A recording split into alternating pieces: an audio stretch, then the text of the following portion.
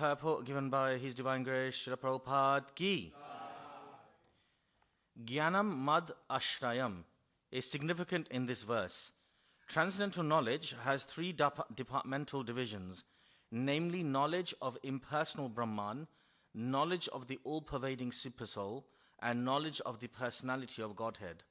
Out of the three, transcendental knowledge of the personality of Godhead has special significance, and it's known as Bhagavat Tattva Vijnana, specific knowledge of the personality of Godhead.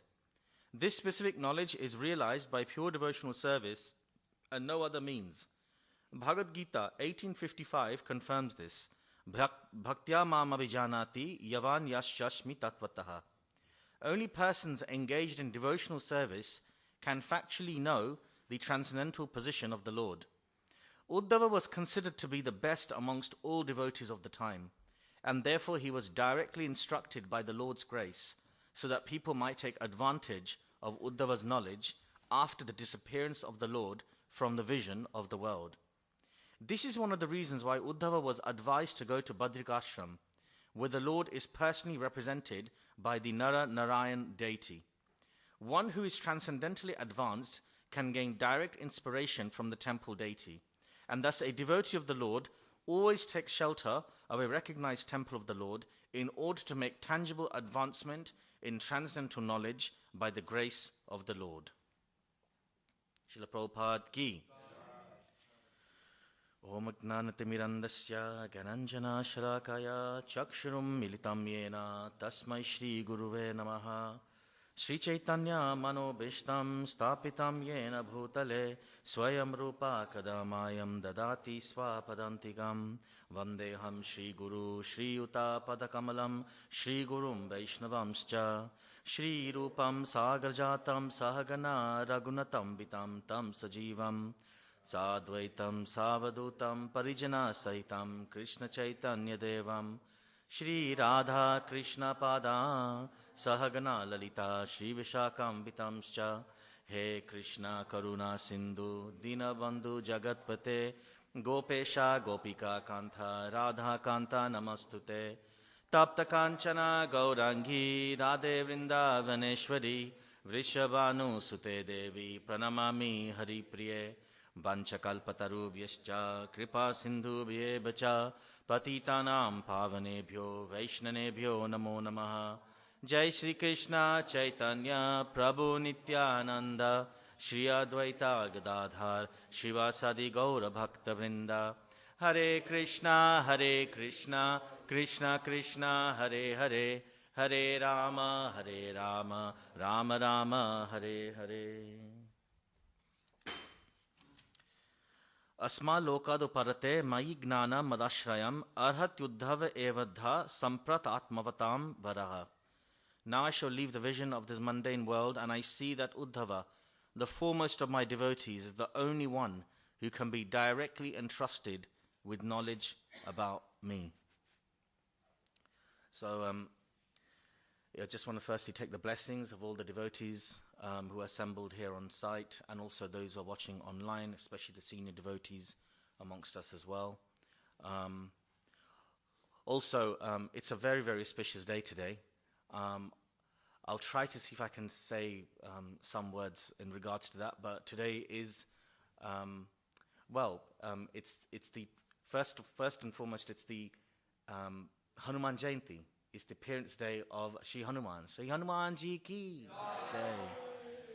So we'll try to see if we can weave in a little bit of Hanuman in the session itself, the class. And it's also, if I'm not mistaken, I believe it's the appearance day of Shyamananda Pandit. Jai, Srila Shyamananda Pandit Ki Jai.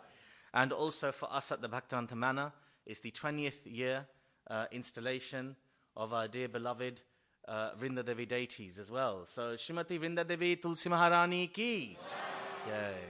Wonderful. So we can also seek the blessings of them on this auspicious day, and as we try to say something. So we can see in this chapter, especially in this section now, in these few verses, that Krishna is preparing to now unmanifest himself from the world. And it is a very, very sad thing in one sense for the devotees, for a Krishna to, especially when Krishna has been on earth and has been giving his association and giving so much nectar and guidance and setting examples for all of his devotees. It's for him to then go out of their purview. It's such a tragic thing. But there's reasons why Krishna does that as well. So one of the things actually is mentioned, so this is from Canto 11, chapter 31, verse 13. It says in the purport, in the first few lines of the purport, it says, Krishna doesn't want to loiter here unnecessarily, right? He doesn't want to loiter. Loiter means, just hang about unnecessarily in a place, right? Krishna doesn't want to loiter here unnecessarily, and he doesn't want to give this place any unnecessary prestige, right? Because the thing is, right, wherever Krishna is, naturally Krishna will give value to that place, right? If there's something, a valuable person, then you want to go there. Why are dhams so precious? Because we have such great exalted personalities coming to the dhams. The Lord resides in the dham. The lordships resides in the dhams. The representatives of the lordships live in the dham. So that's what gives it value. So Krishna deliberately comes, does his pastimes, and then he leaves. He doesn't hang about, because he knows that if he hangs about, he's giving unnecessary value to a place where he doesn't want his people to be here. Okay? His mood is that you've come here. Now, really, we have one mission, right, in this world. And that is to, especially in the human form of life, right? Because after many, many births and probably a lot of pious activities, you get this human form of life. And the whole point is that you get this birth, and the main objective of this human form of life is to develop love for Krishna, right? That is the main focus. That is the main goal which Krishna consciousness gives us, right? So he doesn't want to give us. That's why we see also Bhaktisanta Saraswati Thakur Maharaj. He said it in a bit more explicit way. He said that you should see this world is like a bathroom. You come here, you do your business, and then you get out, right? It's that when you go to a bathroom and you do your business, you don't hang around there. You don't ponder on the business that you've done, or think about what you've just done. You do it, and then you come out. So simply, for us, it's the same thing. We are here to do our business, do our dharma, but the main thing is also focus on coming out of here and then going back to Krishna. So that's why Krishna actually decided to do this. He wanted to make us realize that you're not going to get any pleasure here. The real enjoyment is actually in with him. In fact, on Sunday we were discussing Ram Navami. We had a talk show because it was the Ram Navami festival. And if you look at even Lord Ram's name, it comes from this beautiful verse. Ramante yogininante satyanande chidatmani iti rama padena so param brahma bhidhiyate. That this name of Lord Ram, it's the reservoir of all pleasure. And all the transcendentalists that seek this pleasure, that get into the eternal existence, they experience this unlimited pleasure unlimitedly themselves. So that is the aim that we want to get into. And this is actually what the knowledge is teaching us. It's interesting because on Friday, when Bhaja Govindam gave his class, he actually made a nice point that the Bhagavad Gita is a demonstration of Arjun's progressive vision to the point of having spiritual vision, right? He mentioned that this Bhagavad Gita is a progressive vision. You can see how the scriptures build us up to developing that progressive vision. Even when in the Bhagavad Gita, if you look at the beginning, Krishna is just progressing Arjun by telling him that, you are not the body, you're the soul, right? Dehinasmin yatha dehe, komaram yovanam jara. Then it goes on. And then for the big part of the Bhagavad Gita, Krishna is just telling Arjun to basically do your dharma now. What is your dharma? The different modes that people are in, the divine natures, the demonic natures, Sankhya Yoga, all these things and what our dharma should be. If you were to just take the middle part of the Bhagavad Gita, which I think a lot of people do actually, right? you'd think that, okay, yeah, I don't need to worry about spirituality, karmani vediki raste ma fele shukadachin. I just do my duty. That's what's needed.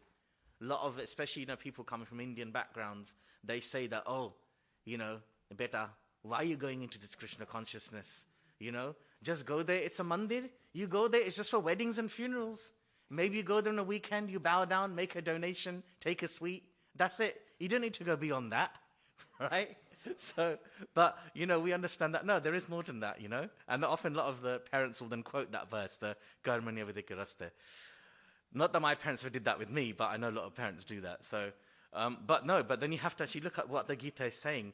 At the end of the Gita, Krishna then says to Arjun, what does Krishna says to Arjun at the end of the Gita? Famous verse. Sarva dharman parityaja mamekam sharanam vraja, right? Give up all your duties, give up all your dharma, and come to me. So there's two sides. One is that if someone just picks up the Gita and just reads the end of the Gita, they'll think, okay, so that means I can just give up everything and just focus, join the ashram or something, right? But actually that might not be the right thing for them to do straight away. Or someone looks at the middle part of the Gita and thinks, okay, I don't need to worry about spirituality, I just do my duty. But no, the Krishna is progressing us from one point to another. Even if you look at the Gita itself, you can see that when Krishna spoke the Gita, I will tie it in with this verse, by the way, in case you're wondering why am I speaking about the Gita. But when Krishna is speaking the Gita to Arjun in the war, like just before the war, what was the action? What was the immediate take-home point that Arjun took from that? The call to action from listening to Gita by Krishna. Huh? Fight. That's it. He fought, right? He took up arms and he fought. Interesting enough, once the war finished and Arjuna is reflecting on what happened, it's mentioned he actually started to recall what Krishna was telling him in the Gita, in that conversation. The same Gita that made Arjuna want to fight the war, right? That inspired Arjuna to fight the war. Arjuna then recalled the same conversation, and then he had a complete different realization from it. His mood was now, I must let go, I must renounce. Same book, same conversation, but at one point, based on where he's at, it was basically the need was to fight, do his dharma under Krishna's shelter. Whereas the same conversation, later on, based on where he's at, based on his evolution in his own vision, was basically telling him, now I must renounce. And eventually, as we know, the Pandavas did actually renounce the kingdom. They passed it on to, Parikshit Maharaj, right? Arjun's great grandson. Not great-grandson, grandson, right? Yeah, grandson, yeah. So, like that, we can see that there is a progressive vision. And ultimately, there is the need for us to then eventually come out of the material world. And Krishna himself is actually demonstrating that.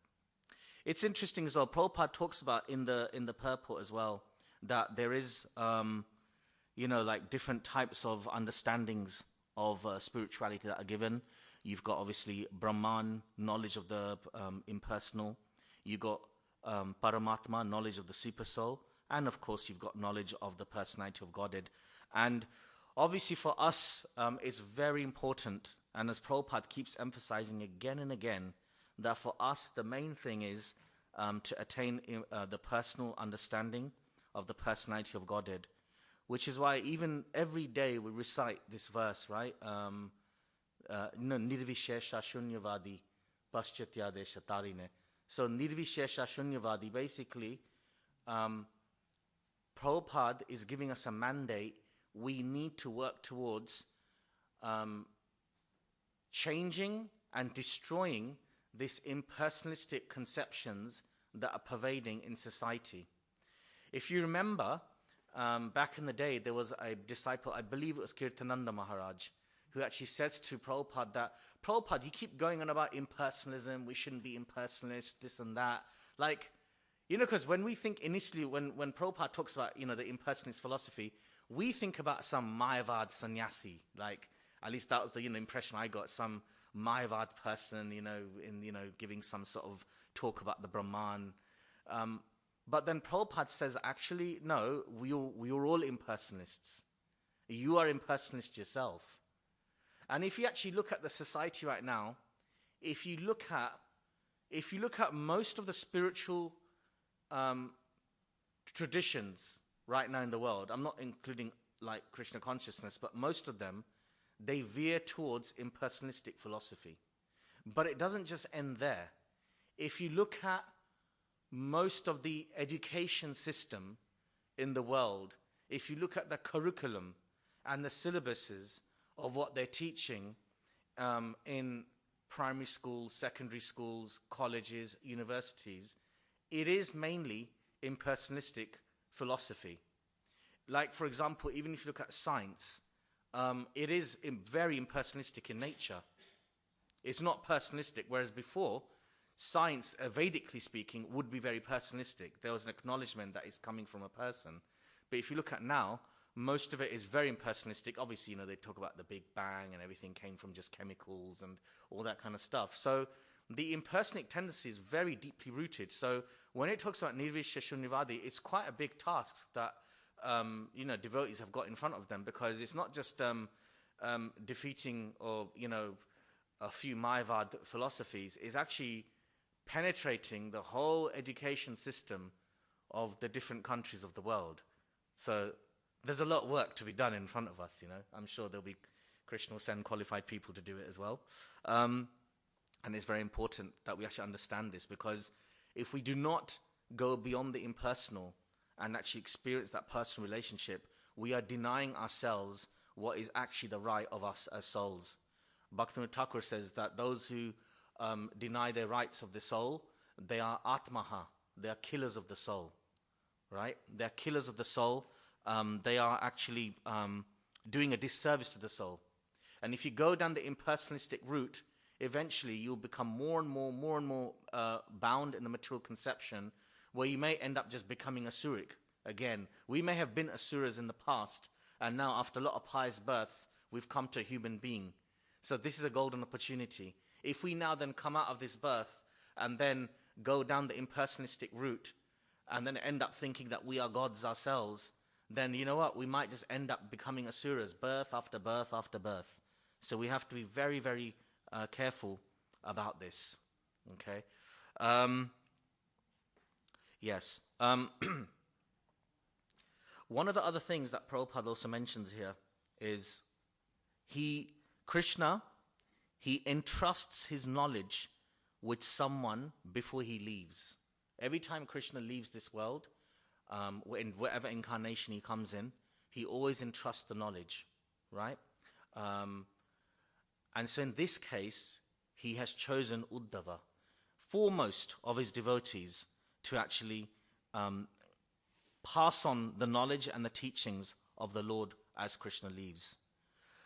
And this is why, and Prabhupada actually goes on to saying, this is very interesting. One who is transcendentally advanced can gain direct inspiration from the temple deity, and thus a devotee of the Lord always takes shelter of a recognized temple of the Lord in order to make tangible advancement. Now this is very interesting, because we talk about the philosophy. We cannot ignore the value of a temple and the value of the deities. I was thinking actually, nowadays Krishna consciousness is expanding and developing in so many wonderful ways, Like even within our yatra here, like in the London area, we've got like, a lot of these online forums for Krishna consciousness. We've got preaching centers developing in central London. We've got like Mantra Lounge, we've got Studio 108, we've got Om Nom, we've got Kirtan parties developing everywhere now. And it's amazing, amazing things. But I remember one Prabhupada disciple actually said to me about last year that these preaching centers are very good, and we should proliferate more preaching centers, or whatever you want to call them, spiritual centers. I know preaching is not a nice, people don't like the word preaching, but, like spiritual centers. But it should not be at the cost of temples, dhams, with deities, like proper installed deities, with the Pran Pratishta, all the stuff like we just had in, the Ayodhya temple, right? That was done with the whole Pran Pratishta. This is very, very important. because they serve as a focal point for actually us to anchor our devotion in. It's good that you go to a center and, make friends and things like that, but one should never underestimate the power of the deities and what they can do for us as well. And I know, especially in the Western culture, the Western mind, it might be a little bit more work, because in one sense, especially in the West, see, in a place like India, to develop temples and stuff, it's okay. The culture's there. They're easy going to take to it. We just saw that now. Ayodhya temple got consecrated. Millions and millions of people are going there now, to the point where the government's telling them, don't come just yet, it's too much, pace yourself, right? But when it comes to the West, it's a different ballgame, because there's a whole tradition of what is called iconoclasm. Iconoclasm means you're against icons. You're against deities and things like that. It does mean there's a bit more work on our side to then tap into the Western mind and make them understand the value of deities. But 100% it is essential. And if it means we have to do a bit more work on that, no problem. So we should have preaching centers, but at the same time, they should never come at the cost of temple development as well, and temple development for the future, especially in the West, because we don't want to get to the point where there's a tendency where everyone's just, okay, let's just build a center, but no one's thinking about the actual temple. Prabhupada gave us this as part of our program as well. At the same time, we also have to understand, when we consecrate deities and have them in the temple, there's a saying, use it or lose it, right? You have a muscle. If you don't use it, you lose it, right?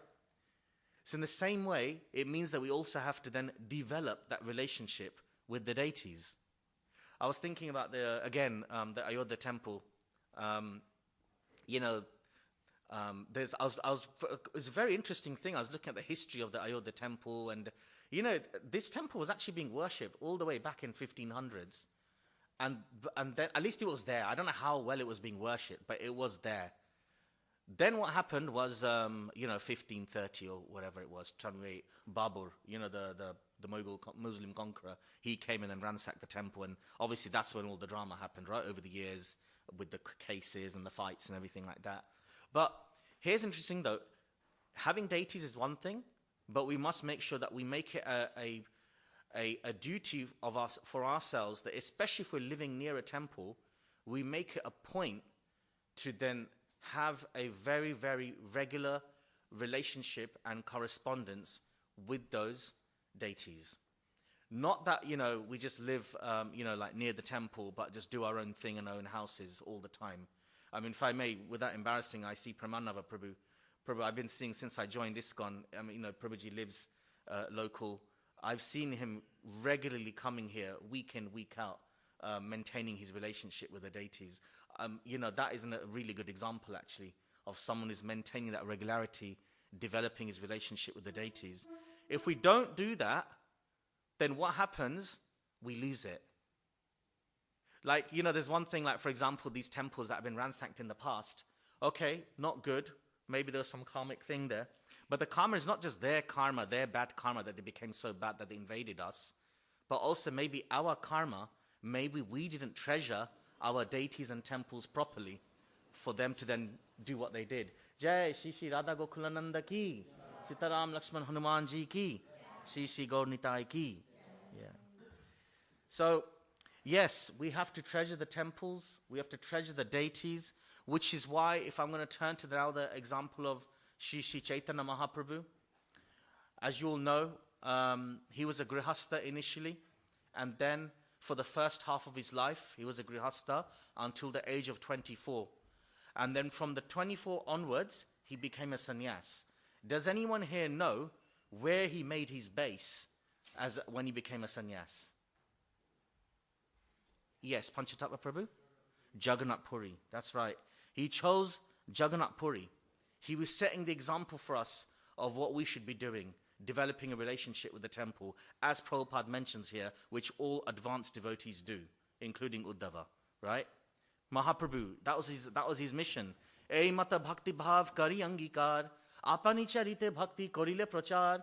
I'm coming, ei mata bhakti bhav, I'm coming in the bhava of a bhakta, right? Kari angikar, apani charita bhakti karile prachar. Through my charita, through my character, I'm going to do the prachar. Okay? He's actually showing this. And he specifically chose Jagannath Puri to demonstrate to us the value of the deities, the value of the temple. We know that Jagannath is who? He is Krishna. What kind of mood is he in? I don't know if we've got time to go through the Jagannath pastime, but does anyone know what is the mood of Lord Jagannath? Yes, David Prabhu. Yes, he is, of course, a manifestation of mercy. But in terms of the relational aspect, yes, Andrew Prabhu. That's right. He's Krishna in the form of ecstasy in separation of Radharani. Right? We know that he was hearing, when he was in Dwarka, he was hearing the narrations that Rohini was giving to the queens of Dwarka about Krishna and the gopis, because they were perturbed. Why is Krishna then saying gopi, gopi, gopi in his sleep? And the queens wanted to know more about it, right? So then Rohini was narrating the pastimes of Krishna with the gopis. And when Krishna came in front of the door, he could hear that. Obviously, Subhadra was already there. Balaram was already there. They couldn't even go in. Just hearing that put them into ecstasy. Krishna himself then got into ecstasy. That's why you see Jagannath's form with these big dilated pupils, because when you have ecstasy, your eyes go big and round, right? And then your limbs get stunted inside and things like that. All these amazing pastimes. And, so that was the ecstasy of separation. He was pining to get back to being with his gopis, with Radharani again. Then what happens, now let's look at Chaitanya Mahaprabhu. What's his mood? Jagannath is Krishna in the ecstasy of separation from Radharani. So similarly, what is Chaitanya Mahaprabhu's mood, if you were to use the similar example here? Yes, Pranava Prabhu. Yes, he's Radharani in ecstasy. He's in the mood of Radharani, in the ecstasy of separation from Krishna. So that when Chaitanya Mahaprabhu comes face to face with Lord Jagannath, it's basically Krishna in separation of Radharani and the Vrajbasis, right? With Radharani in separation of Krishna. So when there is coming together, there is an explosion of separation bhav. It's like, one Vipalamba bhav with another Vipalamba bhav, and it's just so much Vipalamba bhav, which is just going out of this world, and that's why then everything is just like, in like this kind of mad, like crazy, like ocean of ecstasy that they're in. So that is what Mahaprabhu is teaching us by going to Jagannath Puri. And this is something that we can also experience as we go deeper in the holy names as well. Okay. In fact, not only that, when Chaitanya Mahaprabhu even went to Jagannath Puri, he wanted to even instill the value of these deities on the way, and showing to us that these deities are not just stone or brass or metal or wood, but they are living manifestations of the Lord's potency, the Lord's loving potency that we can have a relationship with. That's why even on the way, he started to talk about pastimes of Shakshi Gopal. This Janmashtami time, there's going to be a drama on Shakshi Gopal. I'd recommend you all to watch it. A little plug there, right? He talked about Shakshi Gopal, how Shakshi Gopal, the deity, came off the altar to actually help his devotees when his devotee was getting harassed. He talked about Kirchor Gopinath, Madhavendra Puri, right? The Param Guru of Chaitanya Mahaprabhu, Guru of Ishwara Puri, right? And how he had his reciprocations with the Gopal deity.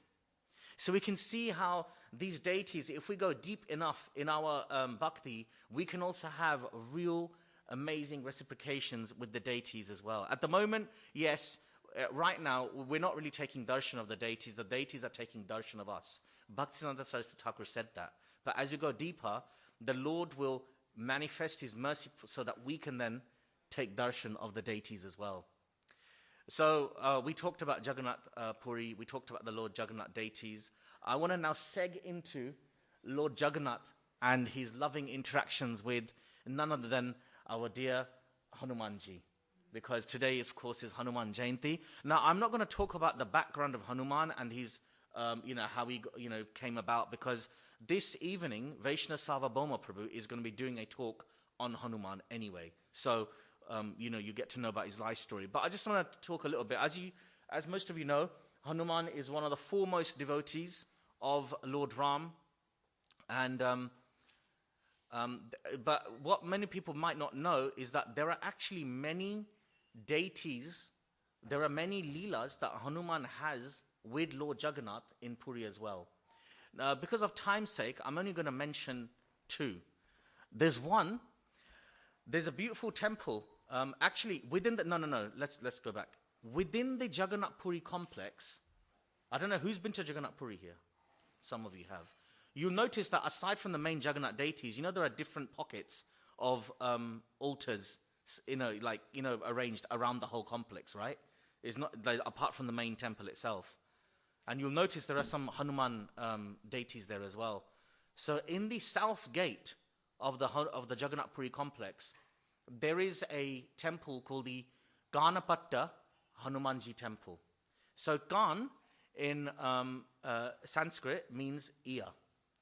So it's said that when the ocean was getting churned, the Samudra Manthan pastime, right?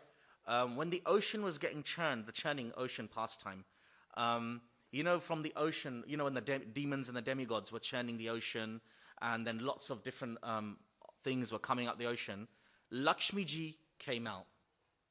And then obviously Lakshmi Ji, so therefore because she came out of the ocean, she was considered also to be seen as the daughter of Samudra. Samudra means the ocean. She got married to Vishnu, which means that Lord Jagannath, because Lord Jagannath is Lord Vishnu. And then when they got married, therefore, because that made Samudra Lord Jagannath's father-in-law. So then as a father-in-law, he wants to be near his daughter-in-law. So therefore, Lord Jagannath, this is there's always reasons why a temple is located where it is. There's multiple reasons. So one of the reasons is Lord Jagannath, and he had his temple in the Puri because it's right near the ocean, right? So that at least the father-in-law can be near Lord Jagannath and his daughter-in-law.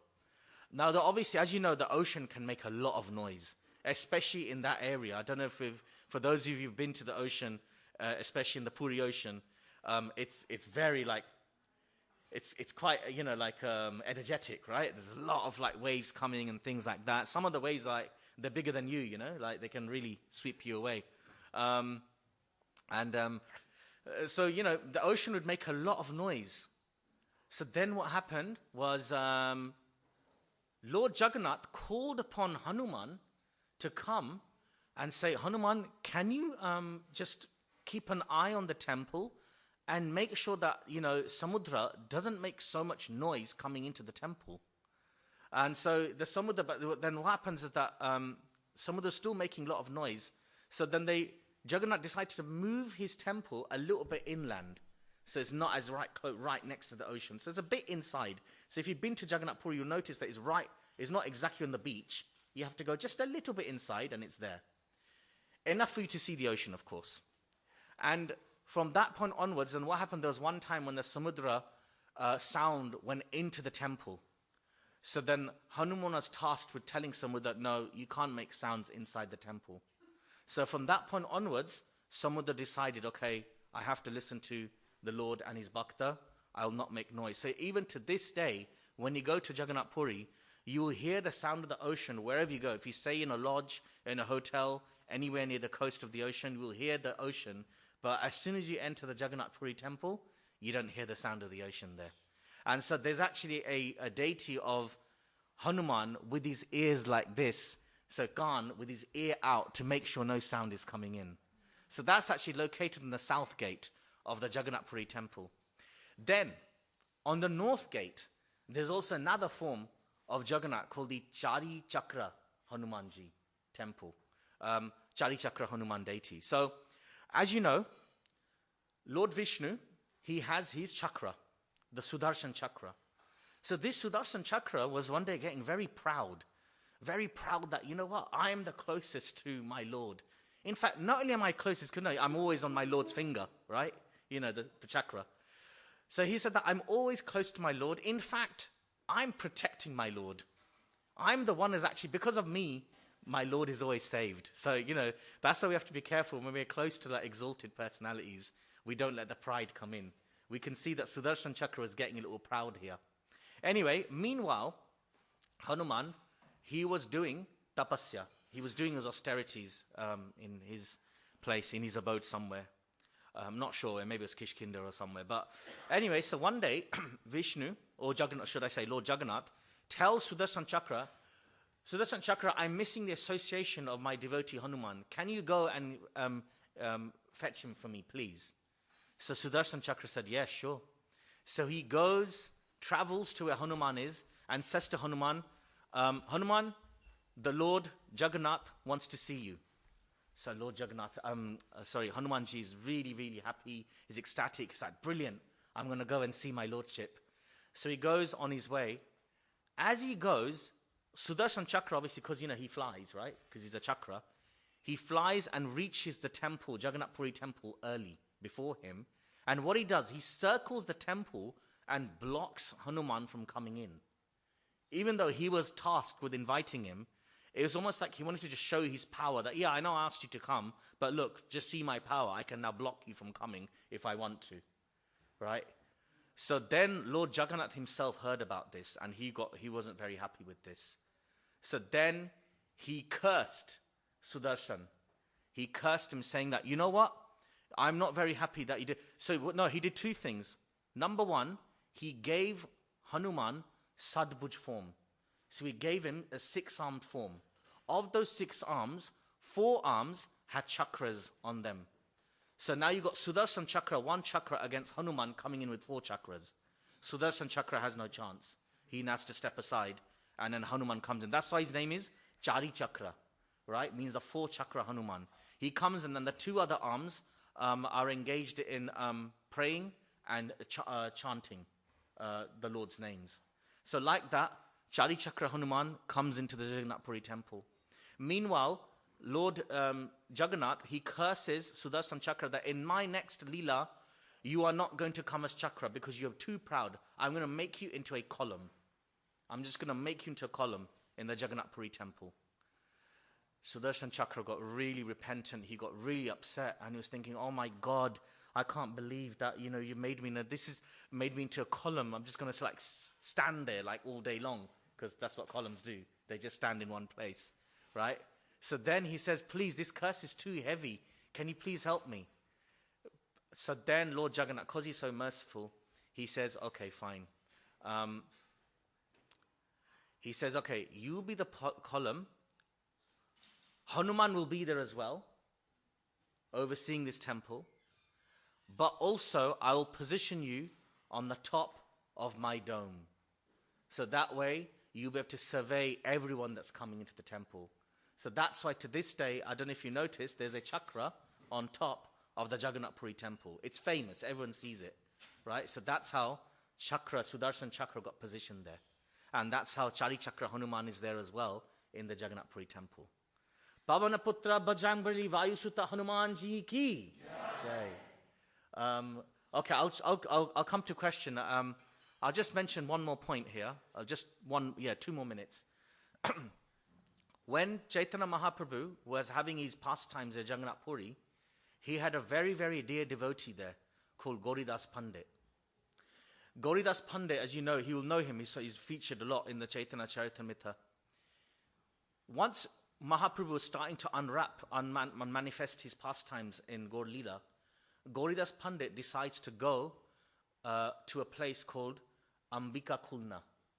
And on Ambika Kulna, he has a Gaur-Nitai deities. And it's said that these Gaur-Nitai deities are very, very similar to actual likeness of Gaur-Nitai. Like actually what they look like in real life. I mean, they are non-different, but you know what I mean? They actually look like Gaur-Nitai. So he would worship them. He also had a disciple called Chaitanya. And once they were having amazing kirtans. And in this kirtan, again, this just shows you the power of the deities. As they're doing kirtans in front of these Gaur-Nitai deities, another form of Gaur-Nitai expands themselves from the deities and then jumps down on the kirtan floor and starts to have kirtans with the deities. So imagine you've got Gaur-Nitai on the altar, another expansion of Gaur-Nitai jumps off the altar and starts to jump with, today you had the Guru Puja, and imagine you've got the devotees dancing and jumping here, and then Gaur Nitai comes off the altar and jumps and does kirtans with the devotees on the floor. And then Gauridas Pandit is doing the arti at the time, and he's thinking, oh my God, this is going crazy. So then he gets a stick. It's a loving leela, by the way. He gets a stick and starts chasing the two Gaur Nitai boys around the kirtan floor. Whilst he's doing that, the two Gaur Nitai deities that are on the altar, they jump off the altar as well. So now there's basically two Gaurangas and two Nitais. 4 boys just running around going crazy on the kirtan floor, and he's chasing after them, and he's getting exasperated. Oh my God, this is crazy, this is not good. The whole arti is getting ruined and all that kind of stuff, right? And then what happened is that 2 of the Gaur Nitai deities, and he doesn't even know which ones, jump back on the altar, resume their positions, and the other 2 Gaur Nitai deities, they jump into the heart of Chaitanya, who is Gauridas Pandit's disciple. And because they jump into his heart, from that day onwards, he's known as Hriday Chaitanya. Actually, I correct myself. His name before was Hridayananda. Hridayananda, now he became Hriday Chaitanya. There was a boy from another village called Dukhi. He heard about this, and he got really, really, developed loving feelings for this Hriday Chaitanya. And the more he got to know about Hriday Chaitanya's glories and pastimes and character, he wanted to actually eventually take shelter of him. So he then came to that temple, and he found Hriday Chaitanya, who is the disciple of Gauridas Pandit, and he submits himself in front of him and says, please, can I be your disciple? Very pure devotee. From a Sudra background as well. This shows you don't have to be a Brahmin, forget about caste system. Doesn't matter, bhakti is for everyone, right? He became he was a pure devotee, submitted himself to Hriday Chaitanya, and from that point onwards, Hriday Chaitanya initiated him as Dukhi Krishna Das. He was known as Dukhi because he's known as the sorrowful one. Dukhi means sad, because his parents had many miscarriages.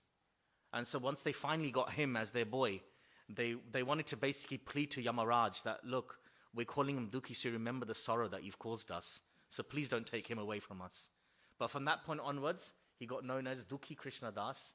This same Dukhi Krishna Das later got a further title as the great Shyamananda Pandit, one of the original Sankirtan book distributors in our age, with Narottam Das Thakur and Srinivas Acharya.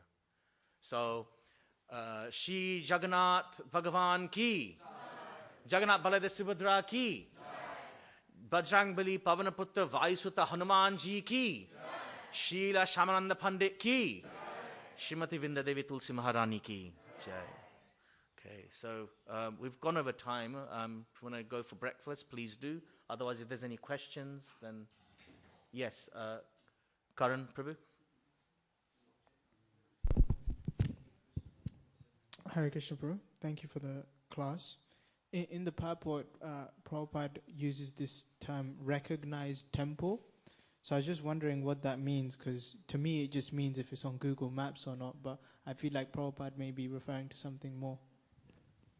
A devotee of the Lord always takes shelter of a recognized temple, a temple that is authorized by the acharyas or their representatives as a place where the right teachings are being given, the right understanding, and the bhakti is there.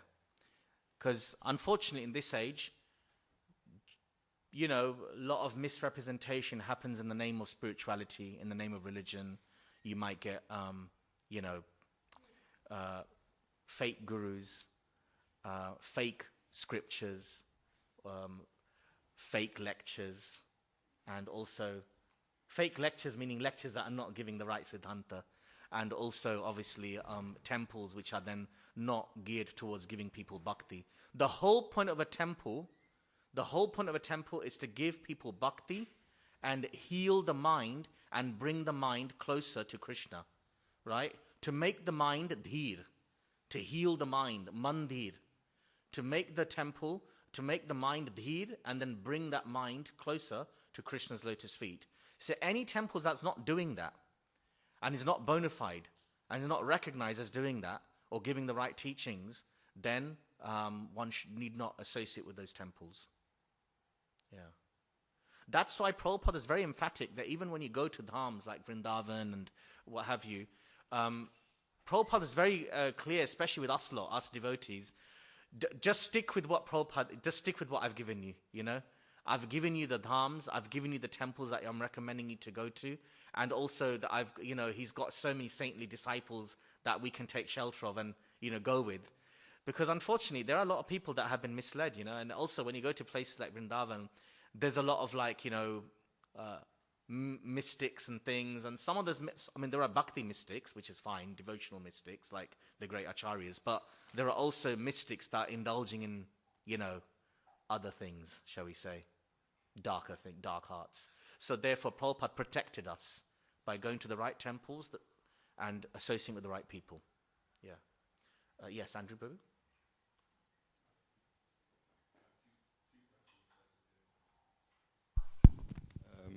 My first question is, thank you for the class, by the way, Prabhu.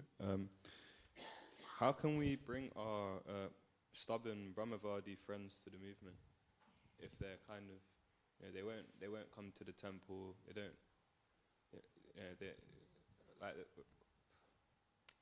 it's like we're friends. Sorry? Yeah. Tried everything, and one friend might just not want to hear it. So is there any advice? Yeah, really good question. Krishna, he's so merciful. That's why, he gives in the 12th chapter of the Bhagavad Gita that, if you can't do direct devotional service, then at least, he gives like a breakdown. I can't remember the exact order, but if you can't do devotional service, then at least think about me. If you can't think about me, then at least render service to my devotees. If you can't render service to the devotees, then at least you can serve in some way. If you can't serve in some way, then at least do some sort of philanthropic works. If you can't even do that, then at least try and think of something good, Like, he gives a whole breakdown, a hierarchy of things that a person can do that can eventually elevate them on the ladder. So I think when we meet people, and we can see that Prabhupada also mentions this, that there are certain people, you don't have to waste or invest so much time in them when you know that it's not going to... You're better off investing your time with those people who are ripe to then bring them to Krishna. And then those who, let's say, are very fixed on the Brahmavadi, if you can't, let's say, talk to them about Krishna consciousness because you know that it's not... Because there's a risk here. One, they're not going to listen to you. Or two, they might cause offense. So if that's the case, then at least you can give them some prasadam, because that will at least help them to purify their consciousness a little bit. And if they don't even accept prasadam, then at least, you know what, you can pray for them, So there's always a gradation of what you can do for them. But sometimes you have to acknowledge that some people, if their conditionings are so heavy in this life, it might not be the right time just yet for them to get onto the bhakti path. It might be later. But you can still do something by praying for them or giving them some prasadam to, just move them a step along. Yeah. Thank you, Prabhu. I have one more question. Is that okay? So, in the purport, it said that only through devotional service will Krishna reveal his form. If I remember correctly. So can devotional service, can just like purely reading come under devotional service? Yeah, it depends on the level of focus that you have in delving into the scripture. So reading can be considered one of the 9 processes because it can come under, what's it called? Shravanam, right? Hearing, yeah. It can come under Shravanam, but you have to be very, very good at it. Like Vyavasaitmika Buddhi, right? Focused. Most of us, when we read, we might not be so focused. That's why Prabhupada's mood was we should also really, especially in this age, take to the holy names. There are 9 processes, and all of them, if you do them, each one of them perfectly, any one of them, you can actually then get, connected with Krishna. But for us, it's Shravanam, Kirtanam, Vishnu Smaranam. These are the 3 principal ones we should do in tandem. Because, in our age, we're not so good at doing any one of them perfectly. We should do all of them together, sincerely, and then the Lord will give us the mercy to try and come to get to Him. Yeah. Yes, I think Srinivas Prabhu will make a comment. You know, you mentioned about this Dukhi Krishna Das. Yeah. Now, in Lord Chaitanya's past, there was a Dukhi Krishna Das, and Lord Chaitanya called him Sukhi Krishna Das. Okay.